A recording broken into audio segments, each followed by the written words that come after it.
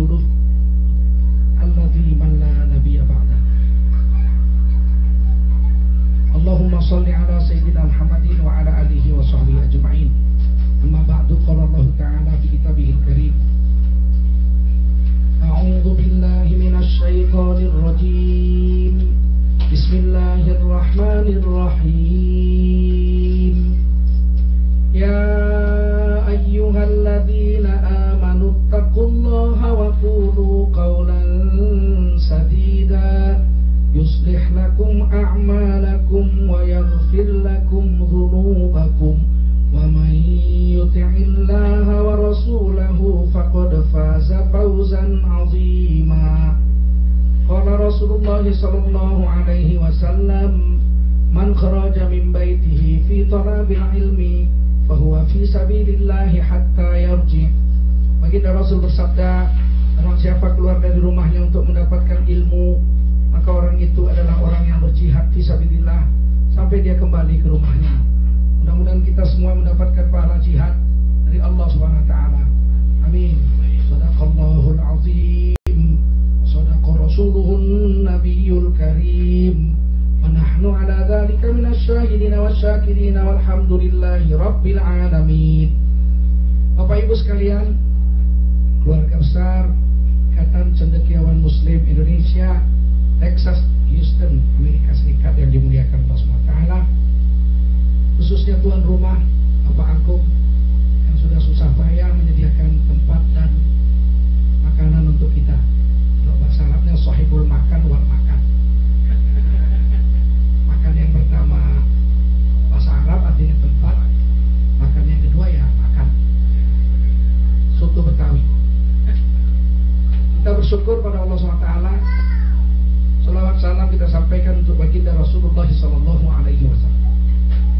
Hari ini kita mau cerita tentang rezeki. Rezeki, rizqun, dan pintu-pintunya. Di dalam Islam rezeki itu Allah yang atur. Innallaha yarzuqu man yasha'u bighairi hisab. Allah pakai kata inna. Sesungguhnya Allah itu maha memberi rezeki kepada siapa Allah mau. Jadi rezeki itu diberi Allah. Yarzuqu man yasha, Allah yang beri. Jadi rezeki diberi Allah. Sama dengan ilmu. Dalam Quran ilmu pun diberi. Wa ma utitum minal ilmi illa qalila. Tidaklah Allah itu, tidaklah aku memberikan kepada kamu ilmu kecuali sedikit sekali. Jadi Allah memberi ilmu. Sama dengan rezeki, Allah memberi rezeki. Kita pikir selama ini ilmu kita cari. Enggak. Mencari ilmu hukumnya wajib. Utulubul ilma faridatun ala kulli muslim. Mencari ilmu hukumnya wajib. Berdosa kalau nggak mau mencari ilmu. Mendapatkan ilmu ada hukumnya wajib. 90 tahun ngaji goblok terus nggak berdosa. Ngaji 90 tahun sampai mati bodoh terus nggak berdosa. Yang wajib mengaji, nuntut ilmunya itu yang wajib. Mendapatkannya enggak. Nah, ini penting ditanam dulu ini. Buktinya ilmu itu Allah yang memberi, bukan kita cari. Satu kelas, muridnya 40 orang, diajar dengan guru yang sama, dengan kurikulum yang sama, bukunya sama, jam belajarnya sama. 3 tahun, ya, taruhlah 4 tahun kuliah, ya kan? Tamat. Harusnya ilmunya sama.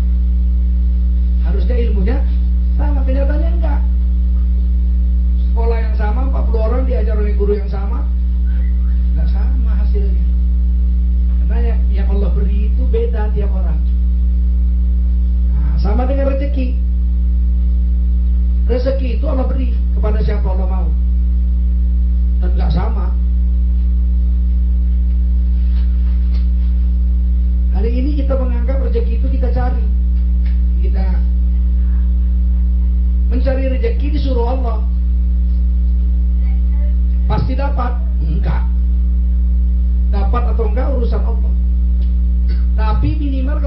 kerja, usahalah kita, usaha cari rezeki, kita berpahala.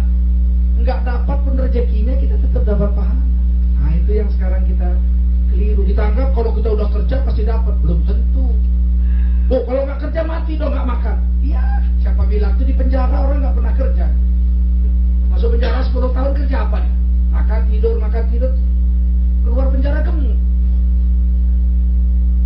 Waktu kerja miskin, kurus, masuk penjara gemuk. Keliru kita kalau menganggap rezeki itu pasti didapat dengan bekerja. Dengan bekerja bisa dapat rezeki kalau Allah beri. Bisa nggak dapat rezeki walaupun sudah kerja kalau tidak diberi oleh Allah. Kalau itu nggak usah kerja. Kerja itu wajib. Talabul halali faridatun ba'dal faridah. Begitu kita hadisnya kata Nabi. Mencari rezeki yang halal itu fardu, wajib ba'dal faridah, setelah sholat, zakat dan puasa. Faridah yang besar, fardu yang besar itu sholat, puasa, zakat dan haji. Setelah puasa, sholat, puasa, zakat, haji, kewajiban berikutnya adalah cari rezeki. Jadi nggak bisa malas-malas. Suami laki-laki kalau misalnya istrinya udah kerja gaji besar terus dia nggak kerja, pada apa kerja, gajimu kan udah besar, $100.000 setiap bulan. Udahlah, gua nggak usah kerja dah. Berdosa. Di suami berdosa. Biar dari tukang mulung dapatnya satu hari $10, dia wajib usaha. Karena itu fardu hukum yang cari nafkah itu dengan cara yang halal, hukumnya wajib. Dapat atau enggak nggak ada urusan. Dapat alhamdulillah, nggak dapat sabar, Allah beri cara lain. Jadi kita itu rumus orang Islam itu begini: kerja sungguh-sungguh KS, kerja sungguh-sungguh tambah, doa sungguh-sungguh. Jadi KS kerja sungguh-sungguh tambah doa sungguh-sungguh, DS sama dengan hasilnya bukan sukses, nggak sukses. Kerja sungguh-sungguh tambah doa sungguh-sungguh, hasilnya sama dengan tawakal. Dapat alhamdulillah, Allah beri. Nggak dapat innalillahi sabar. Kalau salah rumus bisa gila kita. Kerja sungguh-sungguh tambah doa sungguh-sungguh, hasilnya sama dengan sukses. Udah kerja sungguh-sungguh mati-matian, rupanya bangkrut malahan. Istrinya kabur, rumahnya digadai oleh bank, dia dimasukkan penjara. Kayaknya kalau orang merasa sudah kerja sungguh-sungguh, doa sungguh-sungguh pasti sukses, bahaya. Begitu gagal gila dia. Joget di jalan, kenapa? Gila. Bunuh diri. Kalau berhasil sombongnya bukan main. Gua nih, hebat nih, gua nih kalau. Oleh karena itu Islam menanamkan rezeki Allah yang memberi. Kita kerja karena diperintah Allah dan Rasulnya. Di mana perintah kerja itu? Di Quran. Hadisnya tadi itu. Talabul halali faridatun ba'dal faridah. Ini baterainya mungkin ini ya. Talabul halali faridatun ba'dal faridah. Cari rezeki yang halal adalah fardu setelah fardu-fardu yang besar. Hadis riwayat Tabrani dan Baihaqi. Di Qur'annya surah At-Taubah ayat 105. Wa qul i'malu fasayarallahu a'malakum wa rasuluhu wal mu'minun.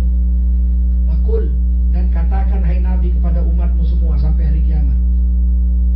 I'malu, kerjalah kamu semua. Fasayarallahu a'malakum, Allah pasti akan lihat kerjamu.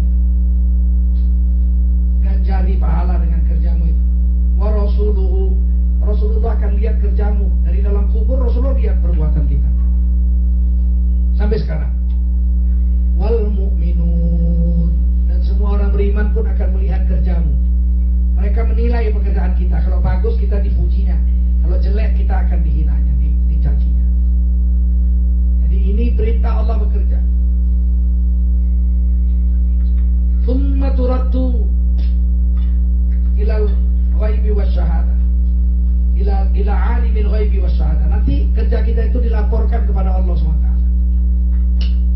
Nah, ini bekerja. Salah satu pintu rezeki kerja. Salah satu. Dengan bekerja kita dapat rezeki.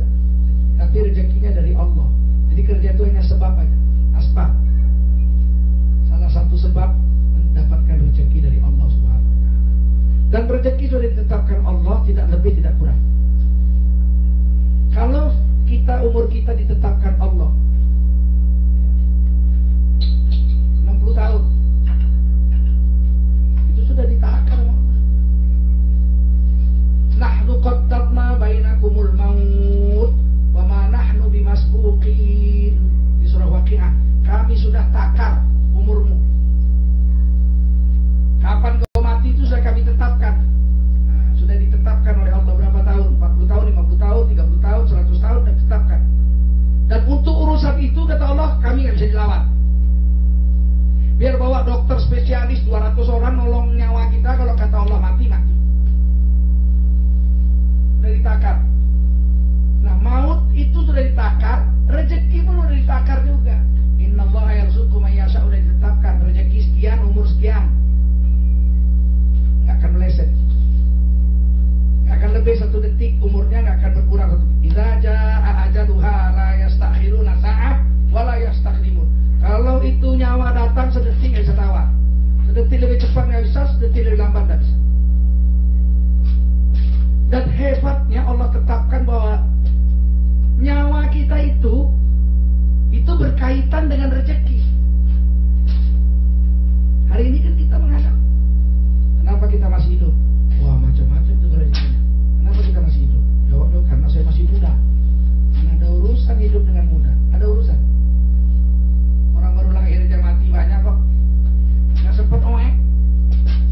Lahir keluar dari perut ibunya nggak sempat oek, nggak sempat mati. Ada yang baru oek 2 kali, oek, mati. Ada yang 10 tahun lahir mati. Ada yang 15 tahun lahir mati. Saya ini masih muda kok, belum pasti lama lagi baru mati. Ya, berapa banyak orang muda kepleset aja di depan rumah mati. Ada pula orang yang sudah kepingin mati, gak mati-mati. Sakit di rumah sakit udah 2 tahun koma, makannya aja pakai disuntik pakai hidungnya, dari hidungnya cerot gitu, nggak mati-mati, nggak mati-mati. Sampai anaknya panggil Ustadz 5. Pak Ustadz tolong doain kami, udah ikhlas. Udah ikhlas Ustadz, udah ikhlas. Ustadz disuruh doain bapaknya biar mati. 5 Ustadz doa nggak mati-mati tuh. Nah, kenapa nggak mati-mati? Nah itu, padahal dia udah sakit 5 tahun koma di rumah sakit. Nggak ada urusan mati dengan sakit, nggak ada urusan mati dengan tua, nggak ada hubungan mati dengan muda. Oh, saya ini kan belum mati karena masih sehat. Nggak ada urusan mati dengan sehat. Saya ini kan belum mati karena saya orang kaya. Ya, malaikat maut rupanya takut sama orang kaya. Nggak ada urusan mati itu dengan kaya, nggak ada urusan mati dengan miskin. Urusannya apa? Kata Rasulullah dalam hadis qudsi, Allah berfirman. Katanya apa? Anna nafsan la tamut, sesungguhnya nyawa orang itu tidak akan mati hatta tastakmila rizqah, nyawa tidak akan dicabut sebelum rezekinya habis semua diambil. Jadi malaikat mau tuh nunggu gitu, kapan rezekinya habis nih baru dicabut nyawa. Malaikat yang mencarikan rezeki kita yang sudah ditetapkan Allah itu namanya malaikat Mikail. Kalau orang Inggris bilang Michael. Cari yang di langit, turunin, yang di bumi dikeluarin, yang jauh dideketin, yang udah dekat dimasukin ke mulut. Itu tugas malaikat Michael, malaikat Mikail. Kalau malaikat Mikail itu cari rezeki udah nggak ada, dia lapor sama Allah, ya Allah, ini si Bejo ini kok beras sudah nggak ada untuk dia, kentang nama dia udah nggak ada, semua makanan udah nggak ada, tinggal minum aja diseteguk lagi, sedot nyawanya pun tinggal kira-kira 100 napasan lagi. Kata Allah, ya memang rezeki untuk dia udah habis, ini tugasmu sudah selesai, ini tugas malaikat maut. Dan ditunggu malaikat maut. Begitu nyawanya nih 10, 9, 8,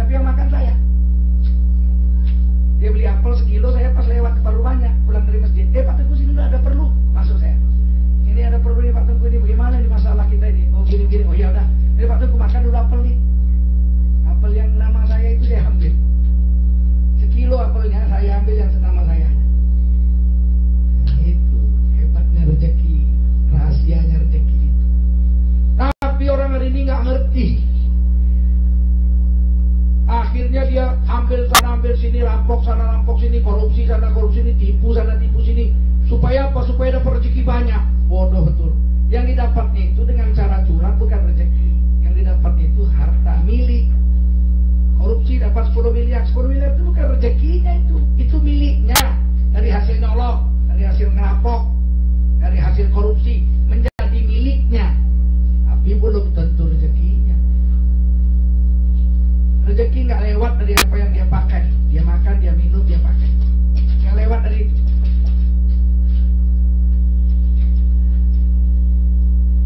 Rezeki kita belum tentu rezeki milik kita. Milik kita pun tidak mesti rezeki kita. Jadi rezeki saya itu nggak mesti milik saya. Minuman ini rezeki saya semua ini kan. Siapa yang beli? Mana tahu. Kalian nggak boleh minum ini. Siapa yang berani minum? Ada ini saya yang minum ini. Ini rezeki saya. Memang Pak Agung yang beli, tapi ini rezeki milik siapa nih? Ini milik saya. Rezeki saya, miliknya Agung. Kan gitu kan? Jadi rezeki kita belum tentu milik kita. Ada orang nggak punya mobil, Pak. Kemana-mana naik mobil. Capek dia naik mobil. Supir. Punya mobil. Kenapa? Itu rezekinya. Ada orang mobilnya 10, rumahnya 10, bininya 4. Kaya kan? Duitnya 100 miliar, duit semua nggak campur tahun. Deposito nama dia, miliknya semua itu. Mobilnya nama dia, rumahnya nama dia, istrinya pun nama dia. Suaminya dia 4 ya kan. Duit 100 miliar nama dia. Miliknya. Rezekinya belum tentu. Tiba-tiba kena sakit yang namanya stroke. Bengkok. Habis tuh rezeki. Orang kemana-mana naik mobil, dia naik kursi roda. Kemana-mana. Mobilnya 10, dia naik kursi roda. Yang naik mobilnya supirnya sama pembantunya. Dia naik kursi roda.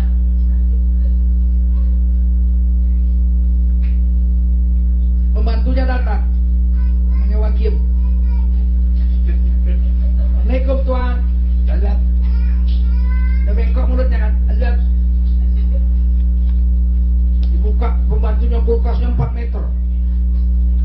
Kulkas yang di tempat khusus 4 meter. Tuan, saya mau masak untuk Tuan hari ini. Terus katanya gini, Wakiam, bikinkan saya soto Betawi ya. Oh mana boleh Tuan, Tuan udah stroke. Kalau Tuan makan soto Betawi langsung cikun. Apa itu cikun? Innalillahi wa inna ilaihi raji'un. Ya udah kalau gitu kan saya dibuatkan itu ya sop kepiting. Weh, mana boleh Tuan sop kepiting.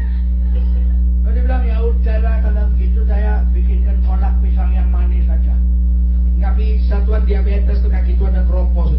Mau dipotong kakinya Tuan. Tuan nggak boleh makan manis. Sudah kalau begitu jadi orang miskin. Bikin ini ikan asin aja. Weh, ikan asin nggak boleh, darah tinggi.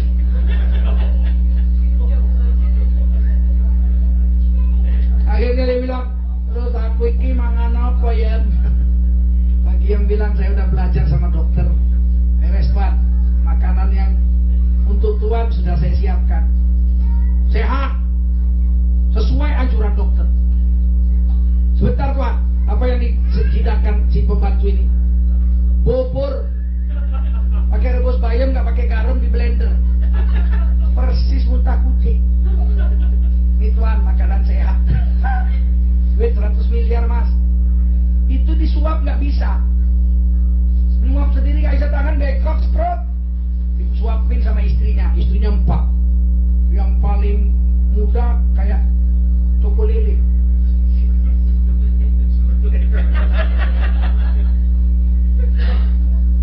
Itu disuapin meler-meler ini. Istrinya cantiknya ya Allah, 7 kali lebih cantik dari Angelina Sonda. Tapi jangan dipakai. Dipegang nggak nyampe. Itulah rezekinya. Hartanya banyak, tapi rezekinya sedikit. Habis kasih makan itu pembantunya buka kulkas, digeraut dari atas sampai bawah.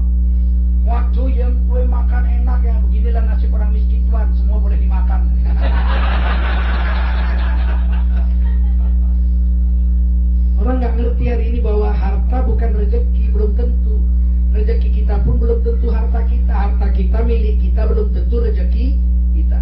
Innallaha yarzuqu man yasha. Allah memberi rezeki kepada siapa Allah. Ada orang kaya lahir di Tangerang, matinya di Bekasi. Kaya-raya tapi lahir di Tangerang, mati di Bekasi. Ada orang miskin, gajinya itu cuma 500-700 ribu aja sebulan, tapi 32 negara dikelilingi. Siapa itu? Pembantu rumah tangga diplomat.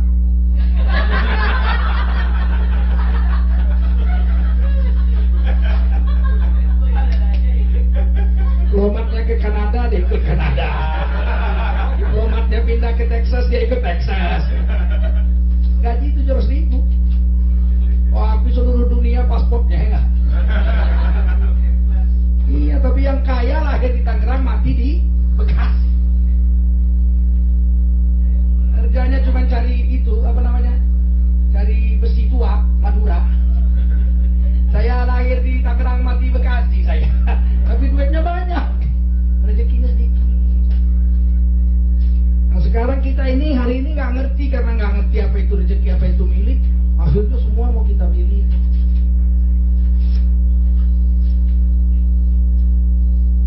Yang sial tahu, udah stroke 4 bulan kemudian mati.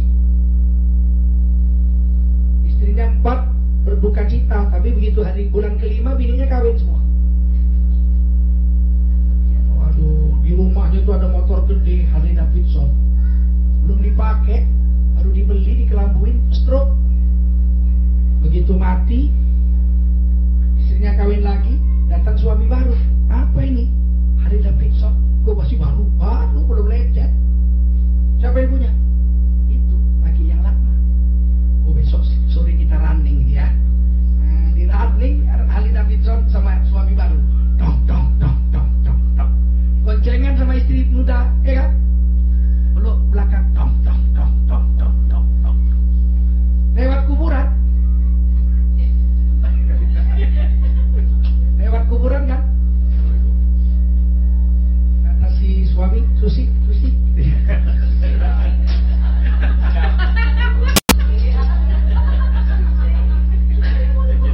Teringatnya suamimu dulu almarhum itu kuburannya kan di sini ya, gitu kan? Sini kan? Oh. Yang mana kuburannya? Dia mau nunjuk pakai tangan, sayang lepas pelukannya. Ditunjuk pakai kaki. Itu.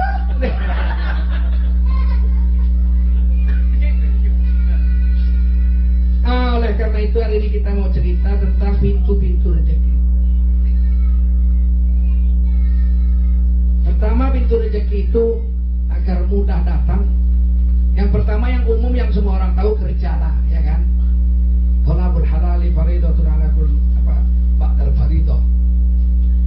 Kerja. Orang kafir pun tahu kalau cara itu. Orang yang nggak beriman sama Allah tanya, gimana cara mendatangkan rezeki? Dia bilang apa? Kerja. Kalau itu semua tahu. Tapi itu salah satu. Tapi dengan kerja bisa dapat rezeki kalau Allah beri. Dengan kerja nggak dapat rezeki bisa juga kalau Allah nggak beri. Sering saya ceritakan. Ada satu orang guru sekolah ngajar karate di sekolah yang besar, muridnya sampai ribuan, 7.000 orang muridnya. Guru karate dan IPAT. Satu hari dia gajian, kerja dia 26 hari gajian, dapat dia 2,5 juta dikantongi. Dia tertidur naik bus, dicopet dalam bus itu. Begitu dia bangun mau turun, duitnya hilang, nangis dia. Dia bilang sama istrinya, "Ama, gila kita gak bagian, gila dididik pemain karate, nangis juga." Gaji sebulan hilang,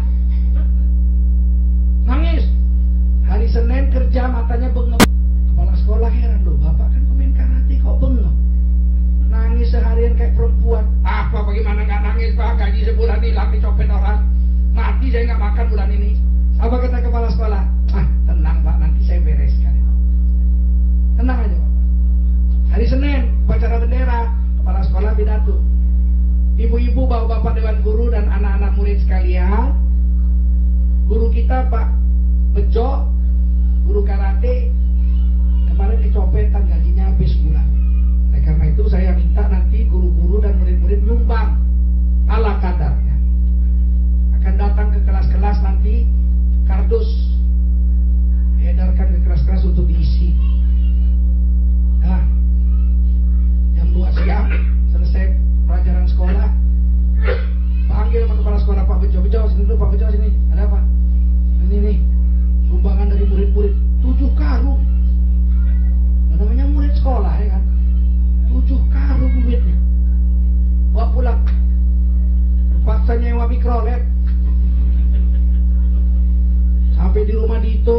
sama bininya sampai jam 3 pagi.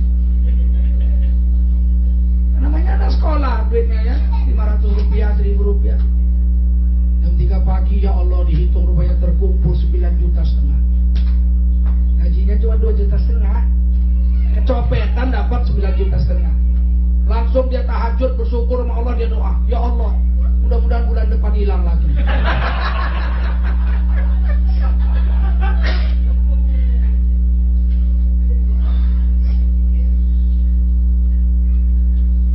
Rezeki bisa datang lewat musibah. Pintu rezeki yang pertama lewat kerja, pintu rezeki yang kedua lewatmu.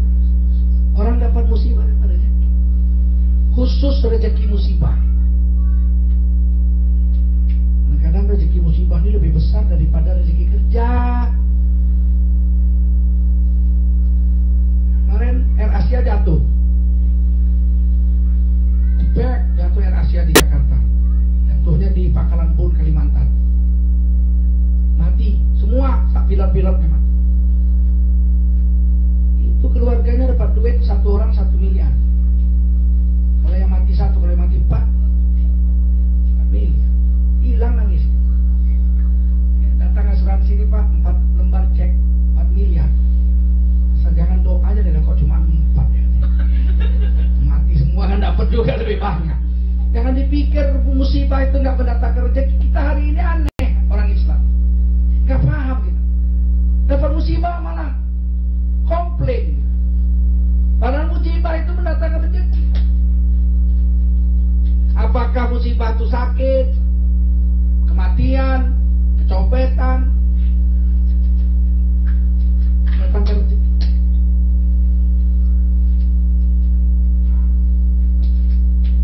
Selain musibah, rezeki bisa datang lewat sakit. Kadang-kadang rezeki sakit lebih besar dari rezeki orang sehat. Ada orang bekerja buruh, gajinya 1 hari 40.000, makannya tahu tempe tiap hari sama kerupuk. 1 hari sakit, masuk rumah sakit, opname, harusnya mati gak makan kan? Buruh gaji harian. Kita datang ke rumahnya, lihat dia sakit di rumah sakit. Ya Allah, malah makannya biasanya makan tahu tempe aja. Begitu sakit dia makan apa? Sup ayam. Gak pernah heran, dari mana sup ayam? Mertua datang bawa ayam. Mana mau mertuanya bawa sup ayam kalau menantunya gak sakit, ya kan? Karena sakit nanti mati janda pula anakku, ya kan? Dibawainnya sup ayam. Begitu selesai makan sup ayam, cuci mulutnya biasa bisa monyet.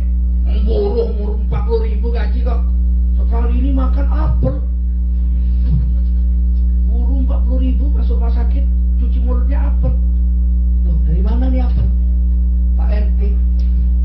Pak RT lihat saya sakit, bawa apel. Habis makan apel, nggak lama kemudian anggur. Loh, dari mana anggur? Ini Pak RW yang bawa. Ngapain RT RW bawa buah-buahan? Karena dia sakit. Rezeki sakit lebih besar dari rezeki kerja. Tapi janganlah pula minta sakit kan. Ya Allah berilah aku sakit biar dapat rezeki kan. Tapi ada yang begitu, dia ikut asuransi. Nggak sakit-sakit, dimakannya cabai rawit. 2 genggam dimakan. Mencret lah, umat mahnya, opname, dapat uang asuransi.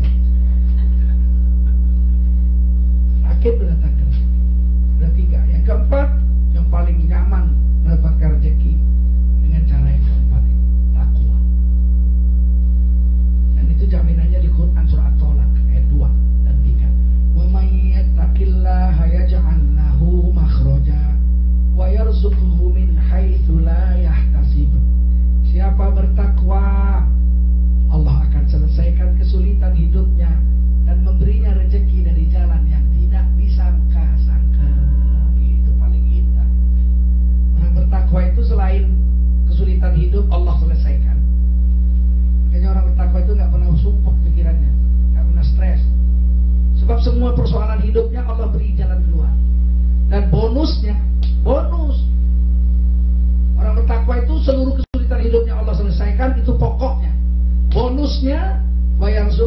haitsu la yahtasib, diberi rezeki dari jalan yang tidak disangka-sangka. Betapa nikmatnya itu coba. Nyangkol-nyangkol di ladang dapat emas. Itu rezeki yang tidak sangka-sangka. Jaring-jaring ikan di laut dapat ikan. Mancing dapat ikan. Besar ikannya, sebetis. Sampai rumah dibelah-belah-belah, ada cincin berlian. Hebat. Itu jalan yang tidak disangka. Didapat dari mana? Dari takwa.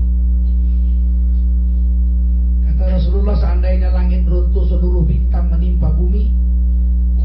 Bayangin, satu bintang aja menimpa bumi, bumi ini hancur. Seluruh bintang di langit jatuh menimpa bumi. Orang bertakwa lolos dari serbuan bintang selangit itu. Wa yarzuqhu apa? Yaj'alnahu makhraja. Allah kasih jalan keluar, lolos dari kesulitan itu. Takwa. Pak. Yang kelima, rezeki datang lewat sholat. Quran juga ini, wa'mur ahlaka bis sholat. Perintahkan diri keluargamu untuk melaksanakan sholat. Wastabir 'alaiha. Sabarlah kamu menjaga sholat itu. La nas'aluka rizqa. Dengan sholatmu itu kami nggak minta rezeki dari kamu, kata Allah. Nahnu narzuquka. Sungguh malah sholatmu itulah menyebabkan kami memberi rezeki kepadamu. Wal 'aqibatu lil muttaqin. Itulah balasan untuk orang yang tunduk dan patuh pada Allah. Dengan sholat rezeki datang. Ini kejadian zaman sahabat. Seorang sahabat gak ada makanan. Habis sholat zuhur bersama Rasul, dia pulang ke rumah, tanya sama istrinya, wahai istriku, ada nggak makanan? Kata istrinya, nggak ada bang. Duit ada? Nggak ada. Roti ada? Nggak ada. Apa pun ada di rumah ini. Apa kata suaminya? Ya udah, ntar saya minta dulu sama yang maha kaya. Kemudian dia pergilah berwudu, dia kemudian pergi ke masjid, sholat 2 rakaat. Doa. Balik dia ke rumahnya, udah datang makanan. Kata istrinya, belum, yang nyari kan apa? Oh, berarti sholatnya nggak beres. Mintanya nggak beres nih. Minta lagi, berulang-ulang, pulang ke masjid lagi, nggak ada makanan. Akhirnya dia pingsan. Kecapean, panas, dehidrasi, pingsan. Begitu sadar dia sakit perut. Dicarinya tempat yang rindang di balik-balik batu. Dia buang air besar. Waktu dia jongkok buang air besar, rupanya di depannya ada lubang tikus. Keluar tikus.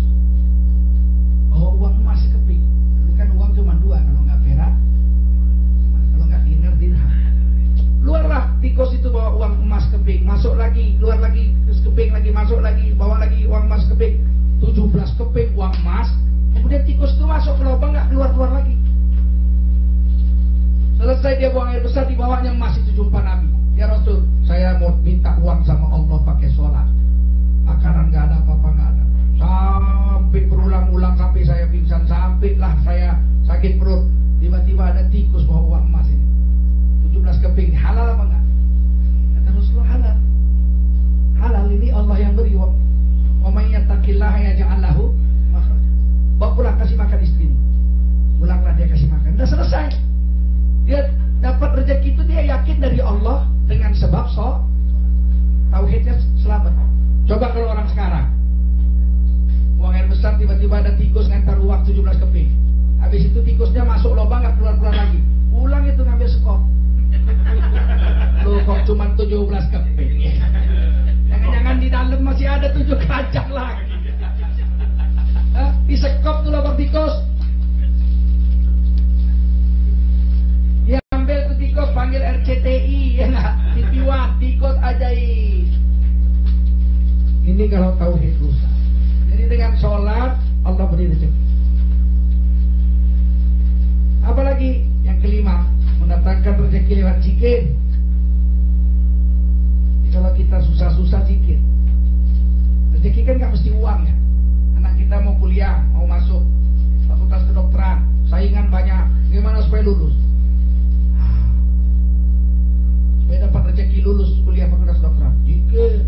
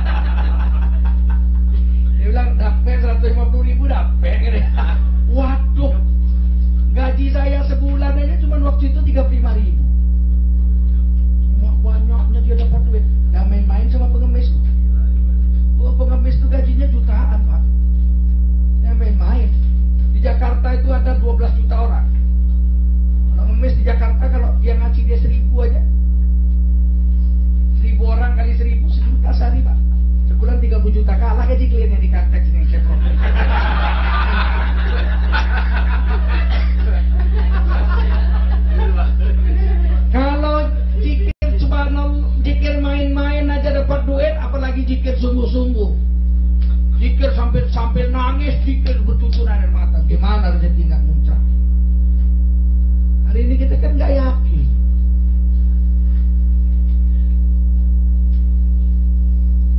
Zikir bertakar kita. Kemudian apa lagi yang mendatangkan rezeki?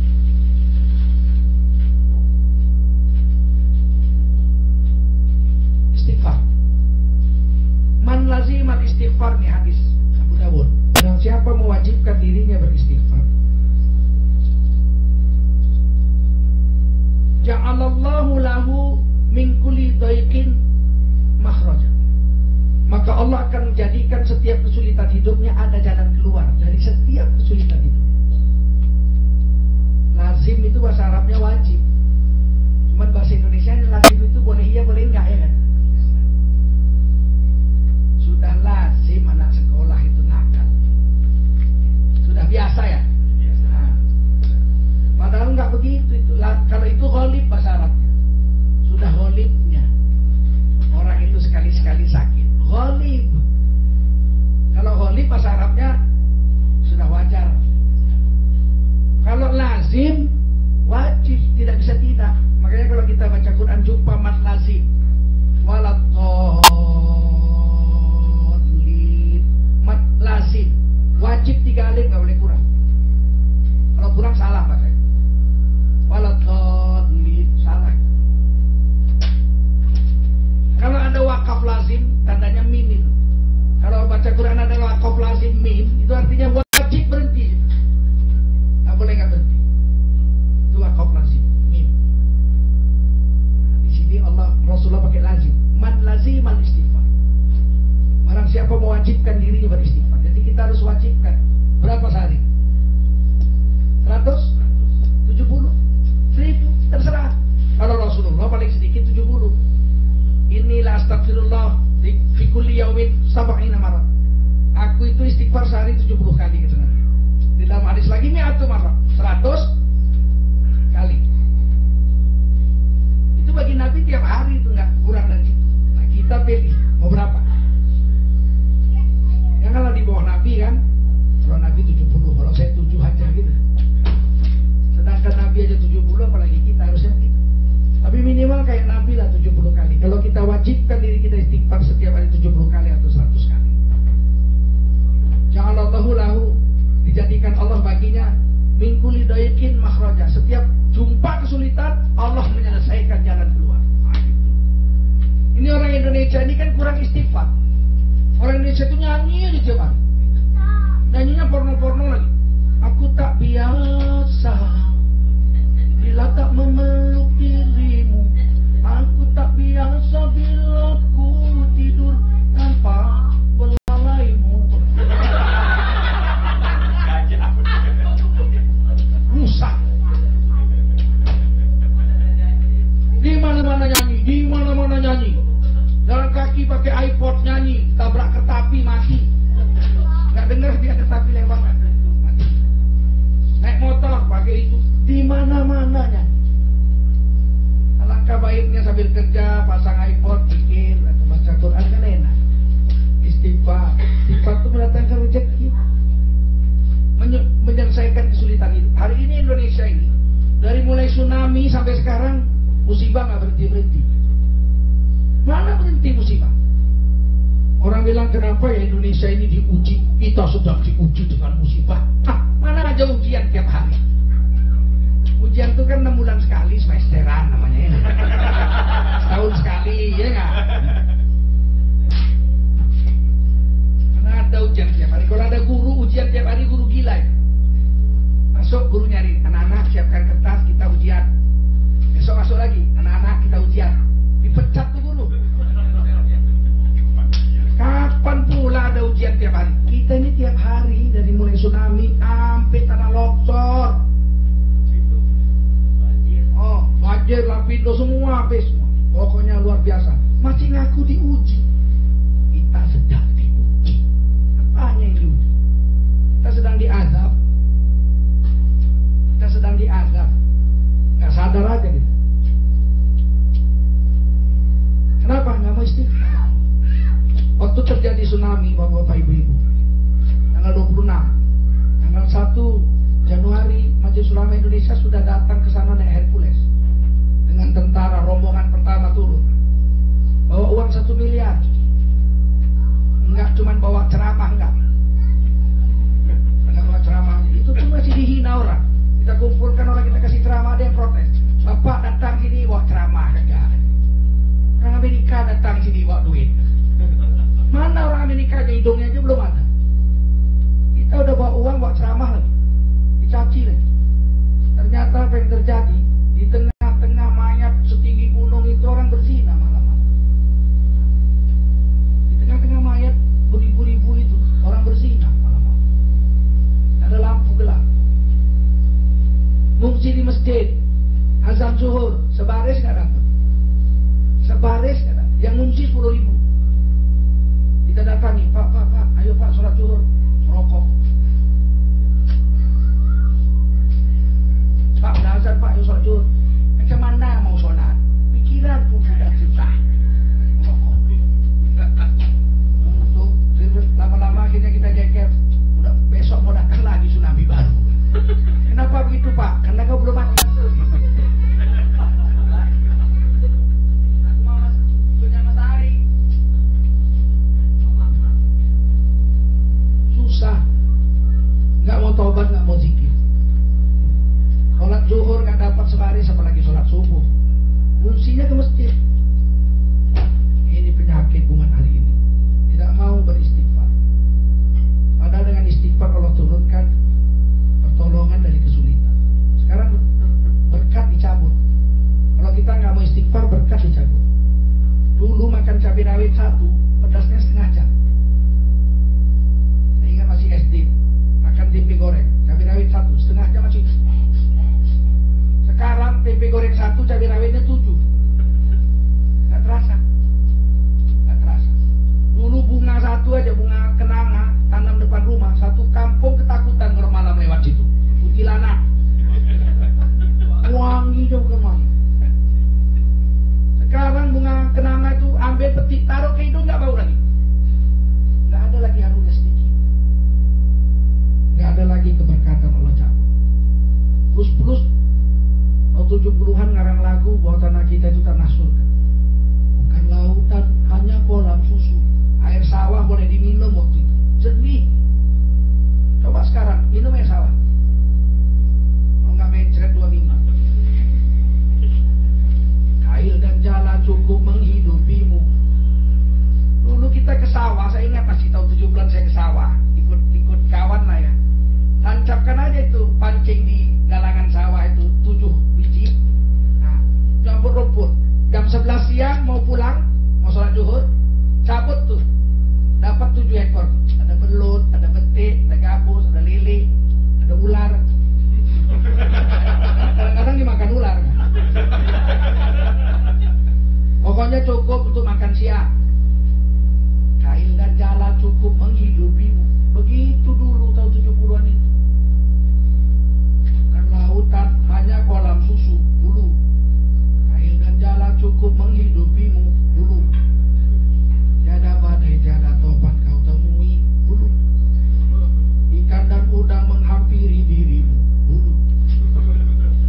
Dulu tuh kalau nyegarin ikan di sungai, di kali, dikocok air kali itu.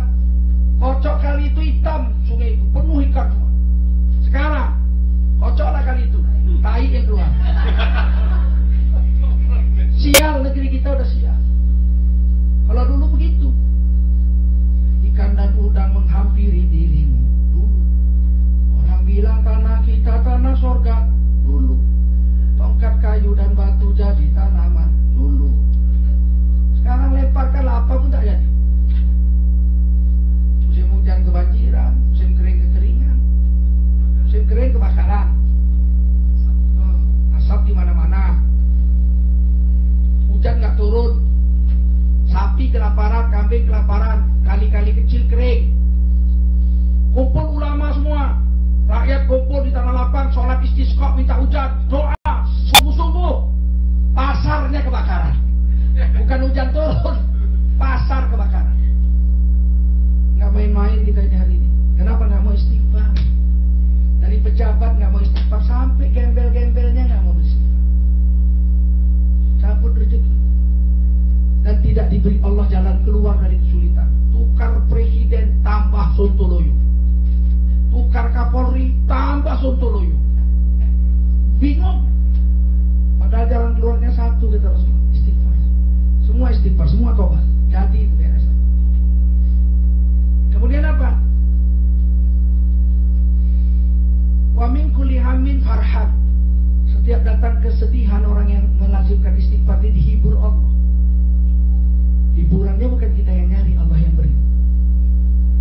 Saya ingatkan Nabi Muhammad waktu bersedih. Nabi Muhammad pernah bersedih, disebut tahun duka cita. Pada tahun itu Abu Thalib yang membela Nabi mati-matian, pamannya wafat. Kemudian istri tercinta Khadijah yang ngurusin Nabi, hartanya habis untuk dakwah agama, wafat juga tahun itu juga.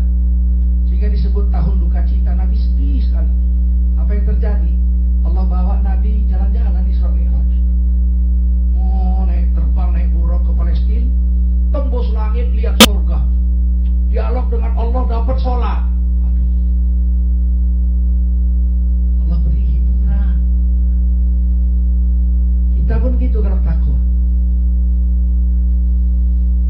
Tidur kita tiba-tiba datang hiburan.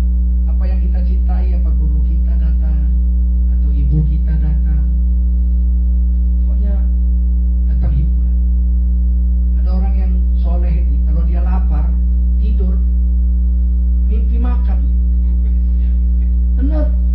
Tiba-tiba makan sate, soto, ya kan? Buahnya pun pir, ya kan? Apalagi kiwi. Begitu bangun kenyang. Bangun-bangun dia kenyang. Begitu hebatnya kalau orang-orang bertakwa. Tapi kalau orang jahat, habis makan, tidur, lapar. Kok kayak nggak makan malam kayak emak? Apa nggak makan 3 piring?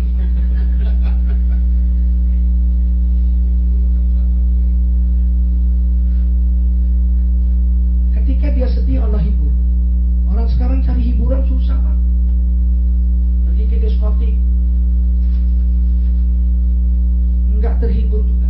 Orang dulu kalau waktu miskin dia tiap hari zikir.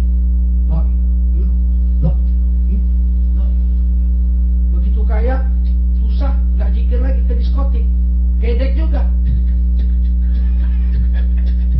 Apakah dia bahagia? Enggak.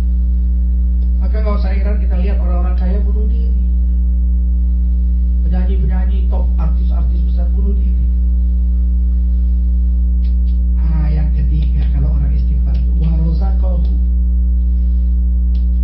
min haitsu la yahtasib. Diberi rezeki dari sama sekali jalan tidak sangka-sangka. Diberi rezeki dari jalan yang tidak sangka-sangka, melazimkan istighfar. Kemudian rezeki bisa datang lewat silaturahim. Makanya habis kerja yang langsung pulang ke rumah tidur, minimal ke masjid dari teman, atau capek malam ya subuh lah dari masjid jumpa teman. Sebab silaturahim ini rezekinya lebih besar dari kerja. Ada orang pergi ke masjid, ketemu teman lama yang sudah 15-20 tahun gak ketemu. Ya kamu di mana sekarang? Saya tinggal di situ. Apa kerjamu? Baru di PHK. Oh kasihan ya. Udah kamu datang ke kantor saya ya. Dikasih kartu nama. Akhirnya 2-3 hari kemudian dia datang. Iya kawannya di lantai 26. Dia datang. Masya Allah, ini kamu kantor sini? Iya saya kantor sini. Apa kerjamu sini? Aku yang punya perusahaan ini. Kok bisa kaya kau? Ya istriku kan anak menteri. Masya Allah. Kok bisa dapatmu? Aku kan pemain karate. Terus ya kalau otak sih bodoh, kau kan tahu dulu aku kalau ujian nyontek sama kau. Jadi kok bisa kau jadi kaya? Aku cuma bisa main karate. Satu hari aku dibawa pamanku ke Jakarta, pindah ke Jakarta dari kampung. Lagi aku jalan-jalan di Senen, ada anak gadis copet orang, karate pencopetnya. Patah tangannya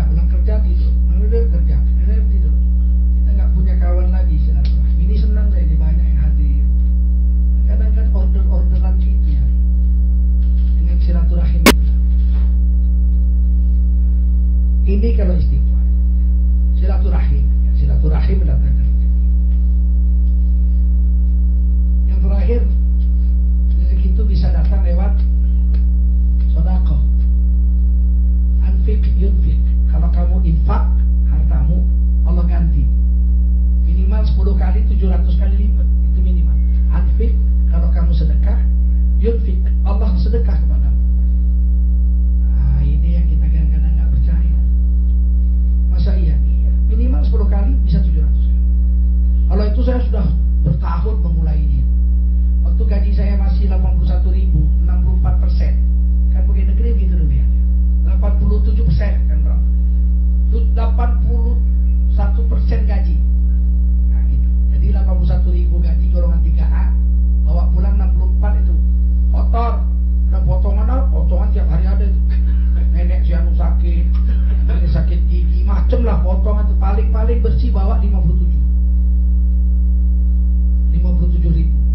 Tapi saya baca hadis Maulana Zakaria yang mensyarahkan hadis itu.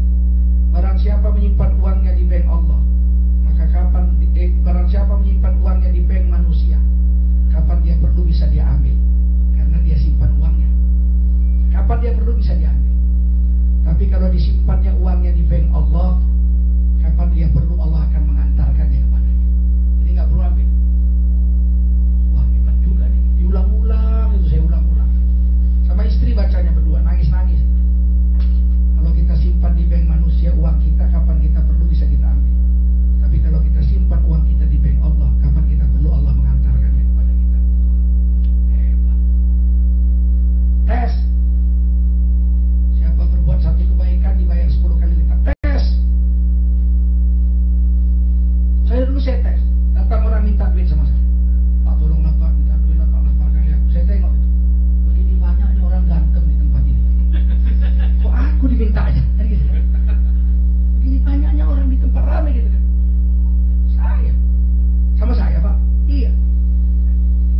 Saya ambil duit saya cuma 5.000 gambar Tengku Umar. Warna coklat, itulah duit saya selembar tinggal. Saya kasih sama dia semua. Tapi saya ngomong dalam hati, ya Allah, kau tahu duitku cuma 5.000. Kau janji kalau kau kasih, kau bayar 10 kali lipat. Nah, saya kasih. Minta 10 kali lipat ya Allah. Tapi dalam hati aja, jangan ngomong. Ngomong dibilangnya gila kita kan. Ya Allah, ini aku kasih kepada hamba-Mu yang minta sama aku. Kau yang ngirim dia minta sama aku. Bayar 10 kali lipat ya Allah dalam hati. Gak lama itu. Beberapa saat, beberapa jam kemudian dari situ saya pulang naik sepeda motor. Waktu itu saya naik sepeda motor 800 Honda 800 sebelum Astrea.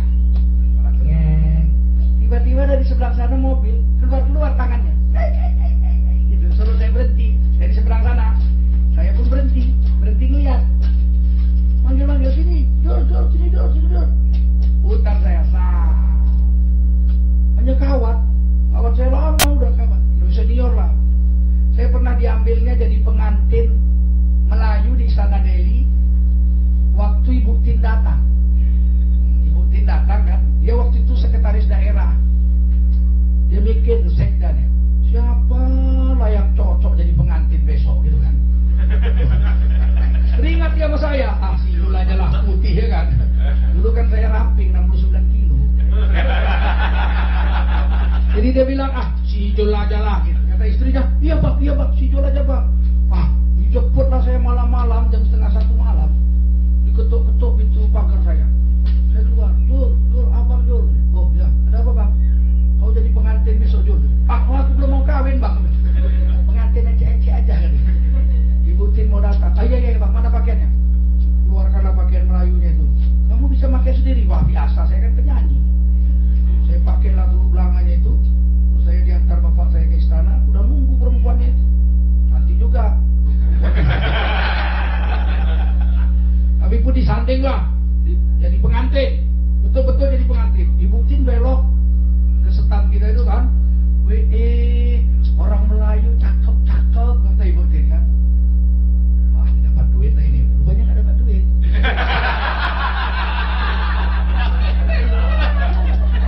Seharian suntuk di pengantin gak dapat duit.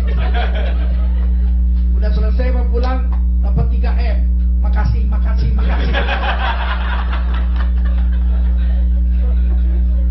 Tapi hati senang lah. Saya ingat itu banyak kali yang foto, semua foto banyak sekali. Saya tidak ambil selembar pun. Cuman waktu saya nikah saya bilang sama istri saya, kau kalau nengok nanti aku bersanding sama perempuan lain, itu ejek-ejek. Aku mesti lajang kawin sama kau, mesti lajang nih aku bilang. Karena saya teringat pernah jadi pengantin. Itu kalau di bawah hajam itu kan. Bisa cerai rumah tangga. Rupanya yang manggil-manggil saya itu bapak abang itu yang sekda itu.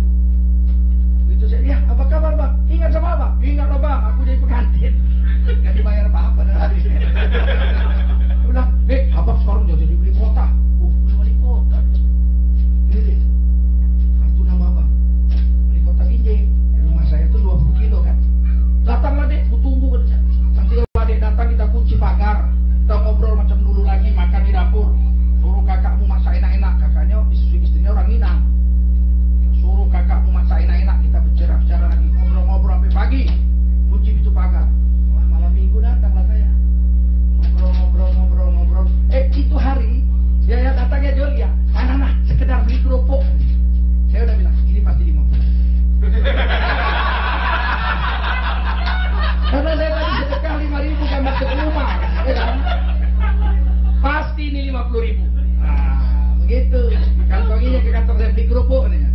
Begitu dia berangkat, saya nggak jalan Honda saya tunggu dia pergi, saya buka lagi. Betul 50.000. Ya Allah benar kau janji ya Allah.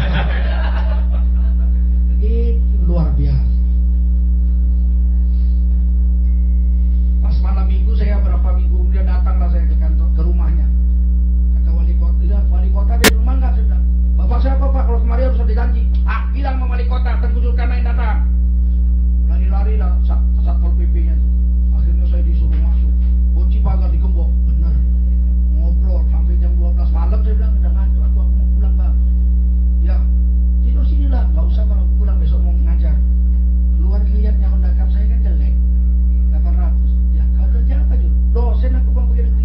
Jelek Honda kau ya. Ganti yang baru lah kan. Oh gitu silaturahmi. Ganti yang baru. Berarti berapa juta? Berapa kali 5.000 gambar itu? Rumah. Silaturahmi. Sedekah. Bapak-bapak boleh tes, ibu-ibu boleh tes.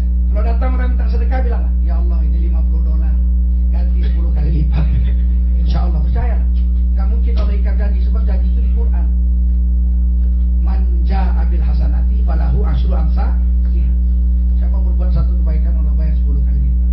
Jadi jalan ke-8 mendatangkan rezeki adalah sedekah. Anfik yunfik. Makanya orang yang ngurus anak yatim hidupnya nggak susah. Orang yang ngurus apa namanya itu lembaga-lembaga sosial hidupnya nggak susah. Percaya? Kenapa? Karena dia menghabiskan harta dan dirinya, waktunya untuk agama. Pasti Allah pelihara. Saya ingin beri contoh terakhir. Sesuatu yang ada hubungan dengan agama itu pasti dipelihara. Jadi kalau kita ini, diri kita ini ada hubungan dengan agama, entah ngurus pengajian, entah ngurus anak yatim, entah ngurus orang tua, pokoknya kita ada cantelan dengan agama, kita akan dipelihara oleh Allah. Tapi kalau kita lepas dari agama, kita akan dimusnahkan oleh Allah. Contohnya nggak usah jauh-jauh. Kambing. Tahu kambing nggak? Mau bapak ibu-ibu tahu kambing? Kambing itu ada hubungan dengan agama. Akekah, potong apa? Kambing. Kalau naik haji bayar dam, potong apa? Kambing. Kalau korban, potong apa? Kambing. Karena ada hubungan kan agama dengan kambing. Kambing dipelihara Allah. Orang Islam satu dunia ini 1,7 miliar. Seandainya yang korban itu 700 juta kan? Separuhnya. Nggak habis-habis tuh kambing. Tiap tahun dipotong 700 juta ekor. Tambah dam haji lagi 3 juta orang. Udah 10. Berapa itu? 700 tambah 3 juta. 703 juta. Tambah lagi orang akekah. Tambah lagi. Belum lagi soto kambing. Belum sate kambing macam tadi malam tuh sate Padang. Itu kan kambing nggak habis-habis. Apa sih sebabnya? Sebab ada hubungan sama agama. Nah, kita sebaliknya harimau, macan. Nggak ada orang pesta kawin motong macan.